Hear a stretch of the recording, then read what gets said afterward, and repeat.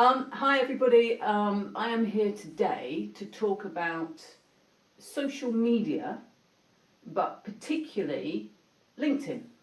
So I'm here with Rachel. Rachel knows a hell of a lot about LinkedIn, and I've been on LinkedIn for a number of years, and I was on LinkedIn way before Facebook, and Twitter became really, really popular. So I see it as business only and career.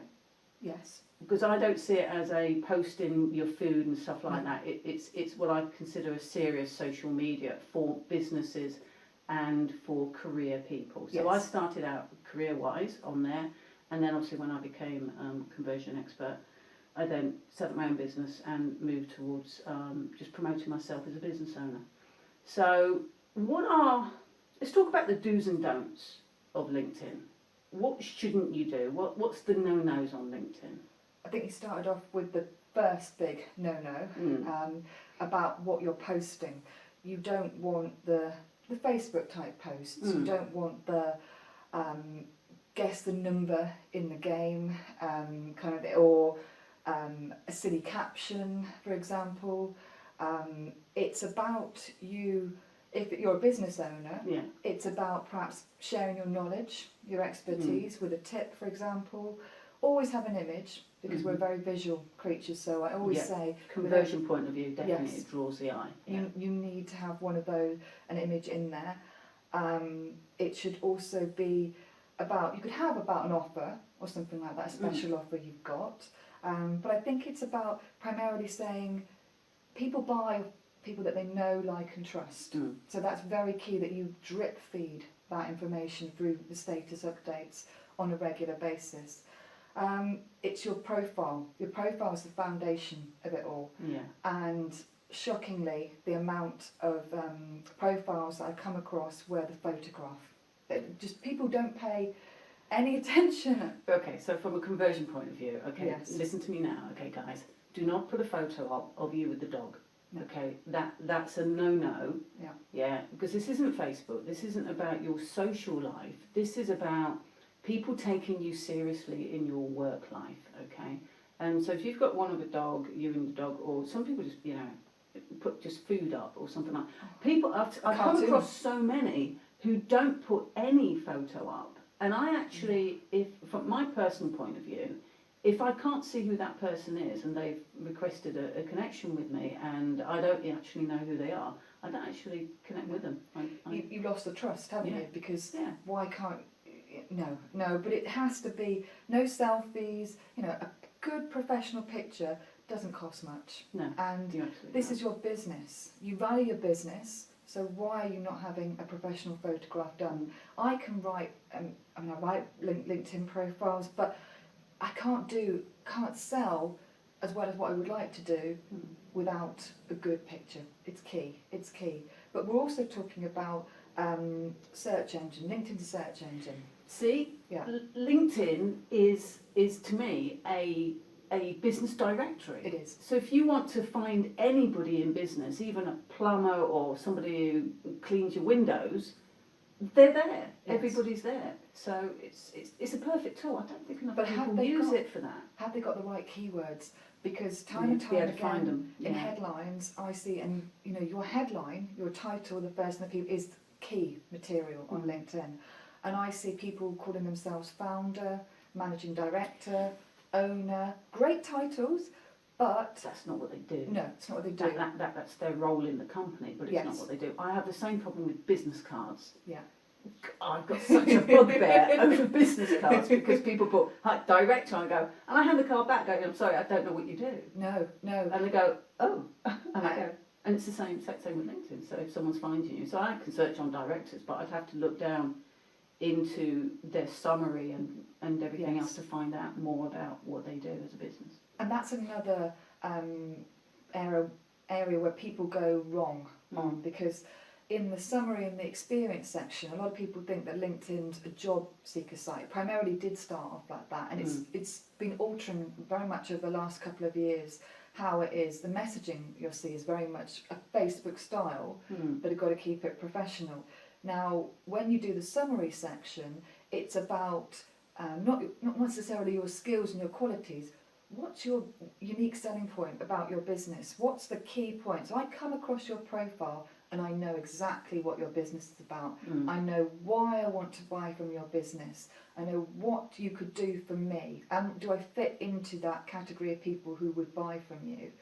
That's key, to have those words in there. It's another mini website, and it's your conversion. It's when you're converting people. So your profile has to have those, make you stand out from the crowd. Make you stand out from your competitors. Yes. All important. So the key areas on the whole of your profile thing, I guess from a conversion point of view, recommendations. Yes, very vital. To have as many recommendations as you can with your current role, and even with your previous roles, for example, because you've had a journey to where you've got to. So, think about, it's a bit like TripAdvisor in a sense, because how much attention, when we go on holiday, I certainly always we do look at reviews, and that can affect whether I'll go on that holiday. So why would it not be the same case when people are looking for a professional service, that they wouldn't look to see who has recommended and everything like that? It's one of the key things I say, and endorsements. You can't forget endorsements.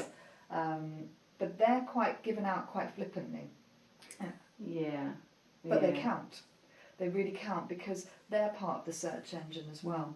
So you need to make sure that you've got the right skills listed on your profile. And you can have 50 skills listed on your profile. And often if people have changed jobs or changed career, then they need to change the skills as well. They need to think, what skills in my business or career do I want to be found for? So think carefully about what you've got listed on there. Okay, all right. I guess that also, if your LinkedIn profile is really good, then that also helps if you're just searching on Google or Yahoo and just a normal search engine. Yes. People would find you. Your LinkedIn profile should come up in the top 3. Really? Sometimes the top 1. Really? Certainly, yes. It's very, very high up on the search engines with LinkedIn. SEO, because Google, in case you didn't know, on the time of this being filmed, have changed once again their format. They've changed their pay-per-click advertising, so all the adverts that used to be on the right-hand side are no longer on the right-hand side, they're all at the top, and they've shoved the organic searches down into the middle, so there's only about 6 organic searches there. So to be able to have your LinkedIn profile really, really good, that Google picks that up, then you're more likely to be searched and found on the first page of Google, so that's all important. Okay, so if you were, so let's say as a new business started up, how would somebody get going? Because obviously they don't really know many people, so would they go through their own directory of people that they know, and then start linking in and connecting with people that way? Yes, they can do. Certainly, I say to people, when you go out networking, you've got your collection of business cards, that I would encourage you to go back to work and then start connecting with those people. Because LinkedIn's a very time-effective tool. And once you've connected, you build on it. You send a message and you build on that relationship. So it could be that you say, lovely to meet you at the networking event. Perhaps you could be a strategic alliance, or you could introduce them to something about your services, but it's got to be a soft sell. I don't believe in a hard sell approach. But once they're connected to you and you're using regular status updates on LinkedIn about your services and about your knowledge, then people will see that and they'll begin to trust that you are an expert in your field. And you all know, it's so many touches, it's 7 or 20 touches, they say, in terms of somebody will feel comfortable, perhaps, with buying your particular services. Yeah, I think it was about 12, I think, before. It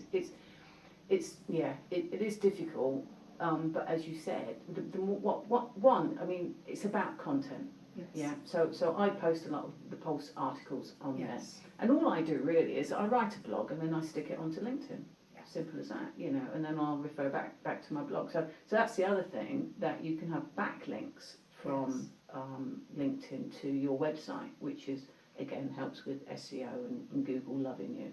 So blogging, you said that that is one of the most amazing tools that LinkedIn has, because that's worldwide. Yeah. So again, when you write a blog and have a think about key terms, there are tags at the end of your blog. See, I don't necessarily think about the key terms in that. That's a good point. They really help. Certainly the tags at the bottom of your blog, there's free that you can choose, and unfortunately you do have to go with what LinkedIn suggests. So you can't necessarily, it might not be LinkedIn coaching or something like that. So when you start typing in what you think it would fall within that category, you have to go with what LinkedIn suggests. But they, again, because LinkedIn search engine will pull people. If people are searching for LinkedIn profiles, then I would want that at the tag at the bottom.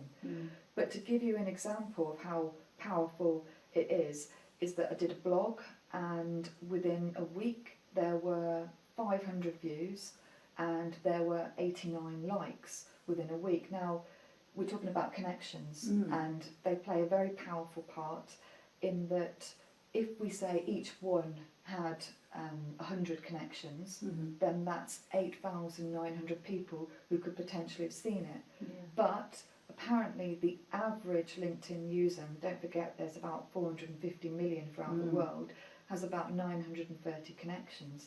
So that in fact went much further. You could even say that it would have gone to about 50,000 people, and that wouldn't have been an underestimation. But people misuse the blog platform because it is a blog. It's about softly showing you're not softly selling. It's about giving advice, and then at the end, and what I always, well, not always, but a lot of times I see missing is the call to action. Because you've written a great article and I now want to pick up the phone and I think you're brilliant at what you do, but there's no email address, there's no website, there's no phone number, so you're making it harder for me, and then I might switch off and I might go somewhere else. I tend to always have a link at the bottom of my page to either an ebook that I've written. Yes, brilliant. So that's another thing. So if you've written an ebook, yes, you could just take part of that ebook and then create a blog from it. Yes. And then link to your ebook, and then people sign up. Definitely, that's a really good idea. Really good idea. And have a little biography as well. I think it kind of helps to have a biography about yourself again. Bring it back to you, but don't do it too. I've seen too long blogs, and people just lose it. 3 minutes really. It's got to be very short, sharp, punchy. Funny, maybe depends what you do. I always put humour in, no matter how serious it is, because I guess for me, I always try to bring out my personality in what I write. Yes, and I believe that. Yeah, and some people really write boring stuff. Shouldn't say that really, but people do. You start reading it and you go, "Where's this going?" Because some people aren't very good at writing. No. So, and that's when you go to a blogger and you get someone to do it for you, because it's so much better. Yeah. Know your strengths. Yeah. Know your strengths. Know your abilities. Otherwise, you can be doing yourself more harm than good. But it's an amazing. It's not a place where you put a special offer just only, or a picture on its own, or a couple of sentences. It is a blog. That is what LinkedIn Pulse is. It's so misused, and people get very confused over what a status update is, what a blog is, and how you use the two platforms. Okay, so status update then. Status update is a couple of sentences, and you'll see when you go to your home page, you've got your picture, and underneath that it says share an update, and that's what we call a status update. So it's a couple of sentences about a tip or an event or an offer. That's perfectly acceptable. They're not constantly posting offers. It is mainly about driving some knowledge there. But are they seen more often?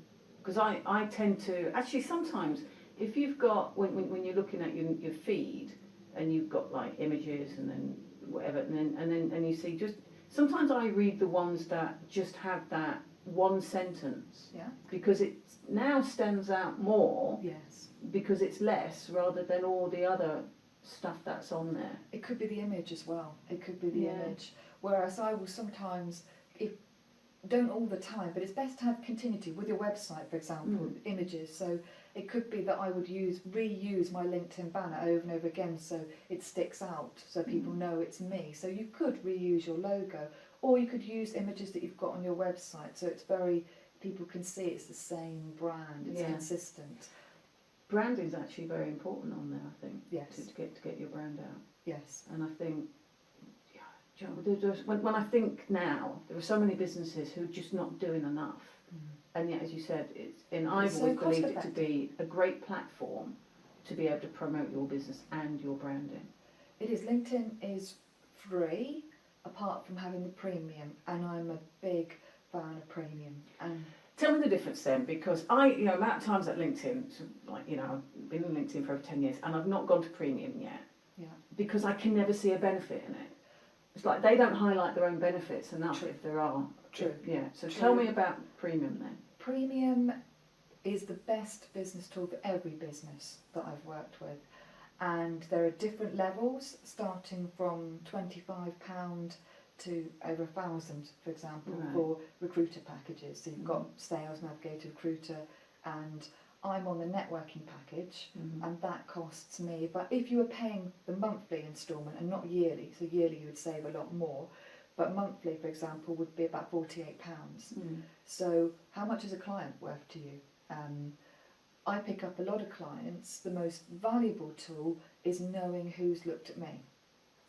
So who's looked at me? And you can only see a certain. So if you're just on the basic, you don't get to see everyone who's looked at you. Only the last 5. Right. Only the last 5. And bear in mind, you could have lots of people looking at you throughout a day, for example, or over a time period. You don't get to get past the anonymous viewer. So with premium, you don't get to see who that anonymous person was. That will never become revealed. But that to me is the most valuable. It shows you over the last 90 days the people who's looked at you. And I will go and approach, and I've taught my clients to go and approach those with it, hi, noticed you looked at my profile, wanted to say hello.